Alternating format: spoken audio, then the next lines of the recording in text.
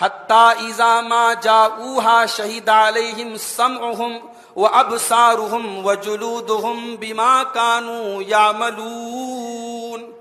قیامت کے دن تمہارے کان تمہارے خلاف گواہی دیں گے، تمہاری آنکھیں تمہارے خلاف گواہی دیں گی، تمہارے بدن کی اسکن تمہارے خلاف گواہی دے گی، تمہاری چمڑی تمہارے خلاف گواہی دے گی۔ وَقَالُوا لِجُلُودِهِمْ لِمَ شَهِدتُّمْ عَلَيْنَا، اور انسان اپنی چمڑی سے کہے گا کہ تو کیسے بول رہی ہے، قَالُوا أَنطَقَنَا اللَّهُ الَّذِي أَنطَقَ كُلَّ شَيْءٍ، تو انسان کی چمڑی کل اللہ کی بارگاہ میں کہے گی کہ جس اللہ نے سب کو بولنا سکھایا، اس اللہ نے آج ہمارے اندر بولنے کی طاقت دے دی، اور ہم تیرے پول کھولنے والے ہیں، ہم تیری کرتوتوں کو کھولنے والے ہیں۔ کیسے کیسے گواہ ہم لے کر کے گھوم رہے ہیں میرے بھائی۔ انسان گناہ کرنے کے پہلے سوچے کہ قیامت کے دن اس کے خلاف کون کون گواہی دے گا۔ قیل ادخل الجنہ، اس سے کہا جائے گا کہ تو جنت میں چلا جا، تو جنت میں داخل ہو جا۔ قال یا لیت قومی یعلمون، تو جنت میں جانے کے بعد وہ نیک انسان اپنی قوم کے اوپر افسوس کا اظہار کرے گا اور کہے گا اے کاش میری قوم کے لوگ جانتے بما غفر لی ربی وجعلنی من المکرمین، کہ آج اللہ تعالیٰ نے میری ساری خطاؤں کو معاف کر کے مجھے جنت کے اندر جگہ دے دی ہے۔ اگر میری قوم کے لوگوں کو اس جنت کا احساس ہوتا، اگر جنت کی نعمتوں کا احساس ہوتا، تو شاید میری قوم کے لوگ نبیوں کا انکار نہ کرتے اور اللہ کا انکار نہ کرتے۔ جنت میں جانے کے بعد بھی وہ مومن، وہ نیک انسان اپنی قوم کے لیے بد دعا نہیں کرے گا، اپنی قوم کا برا نہیں چاہے گا، بلکہ اس کے دل میں یہ ملال رہے گا کہ کاش میں جنت میں ہوں، میری قوم کے لوگوں نے میری بات مان لی ہوتی اور وہ بھی جنت میں گئے ہوتے۔ او لوگو، تم نے اسلام کا مطلب ہی نہیں سمجھا۔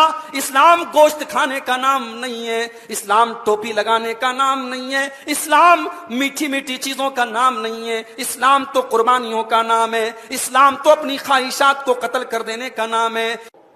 اگر آپ کو دنیا کی کوئی جائز چیز، میں ناجائز کی بات نہیں کر رہا ہوں، اگر جائز چیز بھی اگر آپ کو اللہ کے ذکر سے روک رہی ہے تو وہ ناجائز ہو جائے۔ وَمَا لِيَ لَا أَعْبُدُ الَّذِي فَطَرَنِي وَإِلَيْهِ تُرْجَعُونَ، اور میں کیوں نہ اس اللہ کی عبادت کروں جس اللہ نے مجھ کو پیدا کیا اور مرنے کے بعد جس کے پاس مجھے لوٹ کر کے جانا ہے۔ أَتَّخِذُ مِن دُونِهِ آلِهَةً، کیا میں اللہ کو چھوڑ کر کے دوسروں کو اپنا معبود بناؤں؟ إِن يُرِدْنِ الرَّحْمَنُ بِضُرٍّ لَا تُغْنِ عَنِّي شَفَاعَتُهُمْ شَيْئًا وَلَا يُنْقِذُونَ، اگر اللہ تبارک و تعالی میرے ساتھ کسی نقصان کا ارادہ کرے، اگر اللہ تعالیٰ مجھے کوئی تکلیف پہنچانا چاہے تو تمہارے یہ جھوٹے معبود مجھے بچا نہیں سکتے، مجھے کوئی فائدہ نہیں پہنچا سکتے، مجھے اس مصیبت سے نجات نہیں دے سکتے۔ انہا شجرۃ تخرج فی اصل الجحیم، یہ ایسا پیڑ ہے جو جہنم کی جڑ میں نکلے گا۔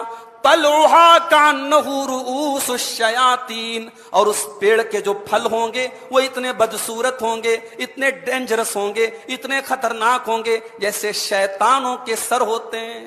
فَإِنَّهُمْ لَآكِلُونَ مِنْهَا فَمَالِئُونَ مِنْهَا الْبُطُونَ، اسی زقوم کے درخت کو جہنمی کھائیں گے اور اس سے اپنا پیٹ بھریں گے، اور صرف پیٹ ہی نہیں بھریں گے، ثم ان لہم علیہا لشوبا من حمیم، پھر کھولتا ہوا گرم پانی بھی اس کے اوپر سے ان کو پلایا جائے گا۔ اذ عرض علیہ بالعشی الصافنات الجیاد، شام کا ٹائم تھا، عصر کا ٹائم تھا، اور سلیمان علیہ السلام کے خوبصورت گھوڑے ان کے سامنے لائے گئے۔ فقال انی احببت حب الخیر عن ذکر ربی حتی توارت بالحجاب، سلیمان علیہ السلام نے کہا کہ ان گھوڑوں کی وجہ سے سورج غروب ہو گیا اور میں عصر کی نماز سے غافل ہو گیا، میں عصر کی نماز میری چھوٹ گئی۔